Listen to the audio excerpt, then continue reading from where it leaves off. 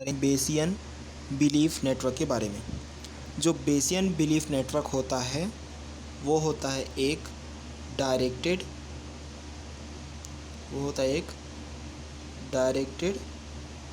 Acyclic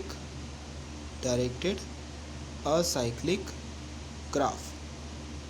Bayesian belief network क्या होता है? डायरेक्टेड असाइक्लिक ग्राफ होता है।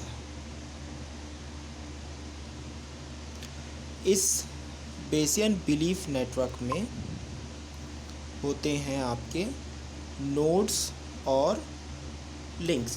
तो आइए सबसे पहले नोड्स के बारे में थोड़ा सा प्रकाश डालते हैं। नोड्स,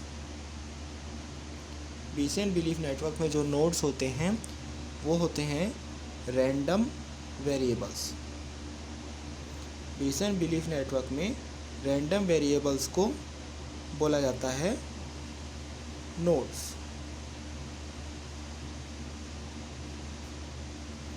इसके अलावा बेसियन बिलीफ नेटवर्क में होते हैं लिंक्स, इसके बारे में भी हम प्रकाश डालेंगे।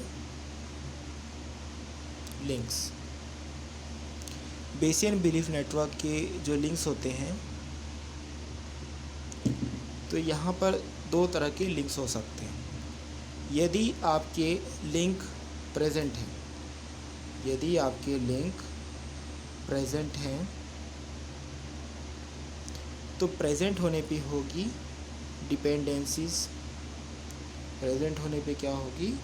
डिपेंडेंसीज। सपोज जो आपके लिंक हैं वो प्रेजेंट नहीं है, लिंक प्रेजेंट नॉट, तो उस केस में होगा इंडिपेंडेंस।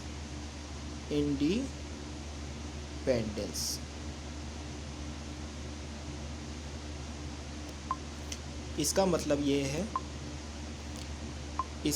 है कि यदि लिंक यदि मिसिंग है,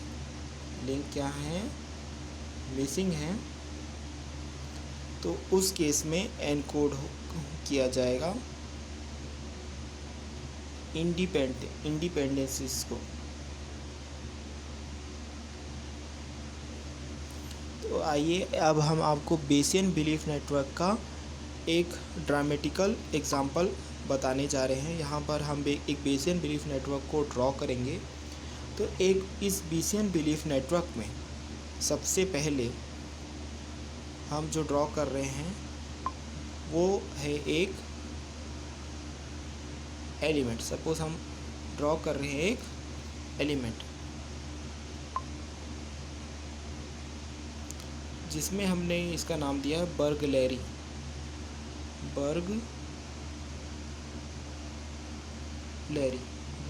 हमने नाम दिया।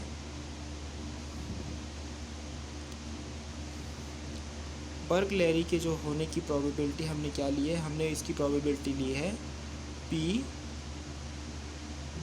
हमने इसकी प्रोबेबिलिटी ली है। यदि बर्गलेरी होती है, इन द केस ऑफ बर्गलेरी यदि होता है, तो वहाँ पे क्या होगा? अलार्म क्या होगा? अलार्म बजेगा।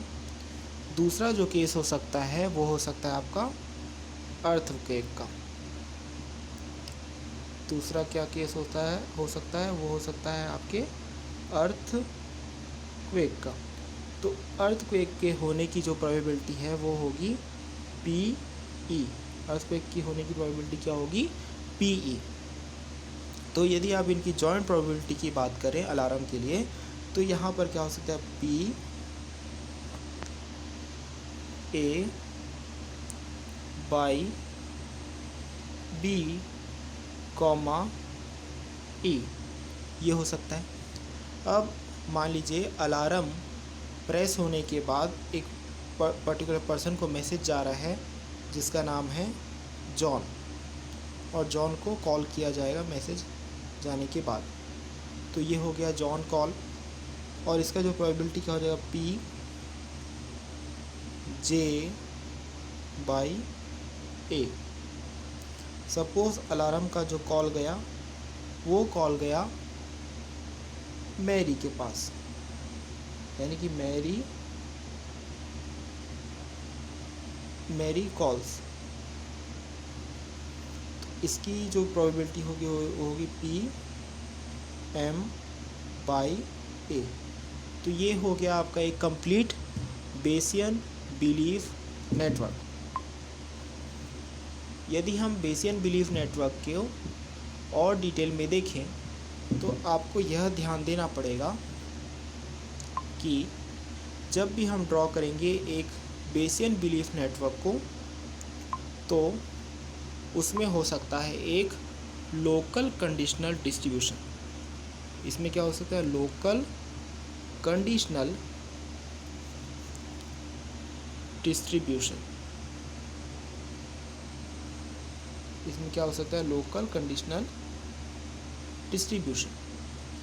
तो यहाँ पर जो लोकल कंडीशनल डिस्ट्रीब्यूशन कैसे होता है, इसके लिए रिलेट किया जाता है वेरिएबल्स को। लोकल कंडीशनल डिस्ट्रीब्यूशन के लिए क्या किया जाता है? रिलेट किया जाता है वेरिएबल्स को।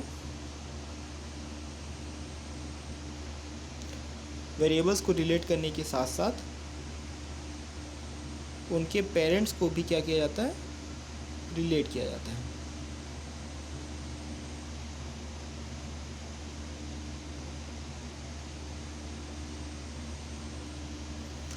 तो ये हो गया। तो अब हमें क्या करना है, हमने जो पिछला डायग्राम जो बनाया है उसमें ट्रू और फॉल्स के रिलेटेड वैल्यू को ऐड करना। तो हमने इसमें के पहले जो डायग्राम बनाया था उसको एक बार देखते हैं। यहाँ पर जो हमने डायग्राम बनाया था उसमें सेंटर में था अलार्म, जो कि कनेक्टेड था अर्थक्वेक से।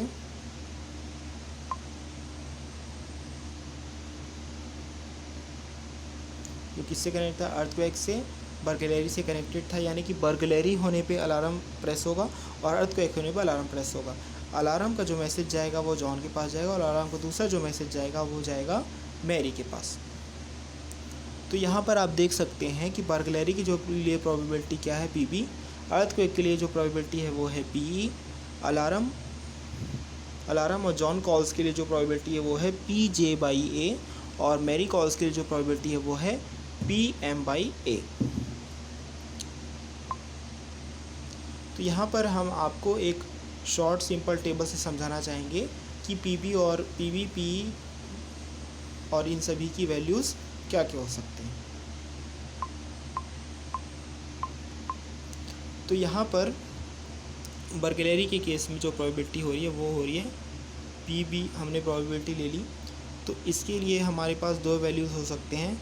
पहला वैल्यू होगा ट्रू और दूसरा वैल्यू होगा फॉल्स। ये जो ट्रू की वैल्यू होगी वो होगी 0.001 और फॉल्स के लिए होगी 0.999। ये हो गया। इसी सेम जो अर्थक्वेक है, अर्थक्वेक के लिए प्रोबेबिलिटी क्या होगी? PE होगी प्रोबेबिलिटी, और इसके लिए ट्रू और फॉल्स की वैल्यू हमको अलग अलग लिखनी होगी। तो यहाँ पर ट्रू की वैल्यू होगी 0.002 और फॉल्स के लिए होगी 0.998। ये हो गया। अब यदि हम ये देखें जो हमने पिछले स्लाइड में आपको बताया था कि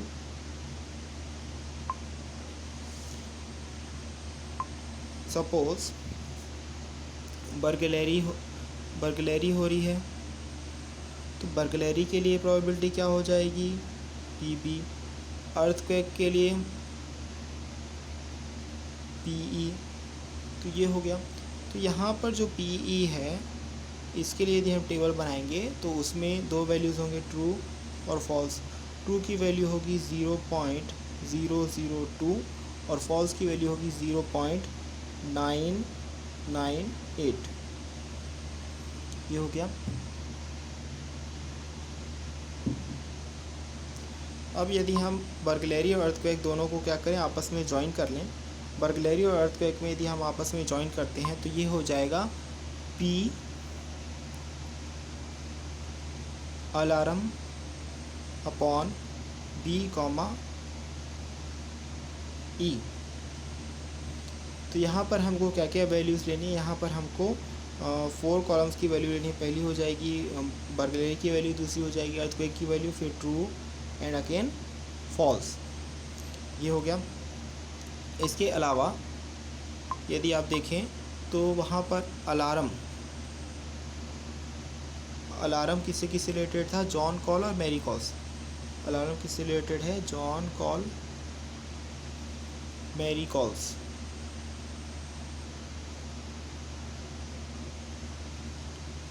तो इसके लिए यहाँ पर जो प्रोबेबिलिटीज़ है, तो यदि हम जॉन कॉल और अलार्म की प्रोबेबिलिटी लेते हैं तो वो हो जाएगा P/J/A।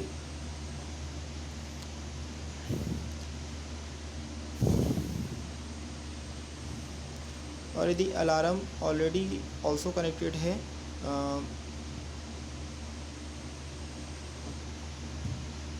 मैरी कॉल्स, तो उसके लिए हो जाएगा PM/A, ये हो जाएगा। तो इसमें भी किसका वैल्यू आपको लेना है, P/J/A में ATF इनकी वैल्यू लेनी है, और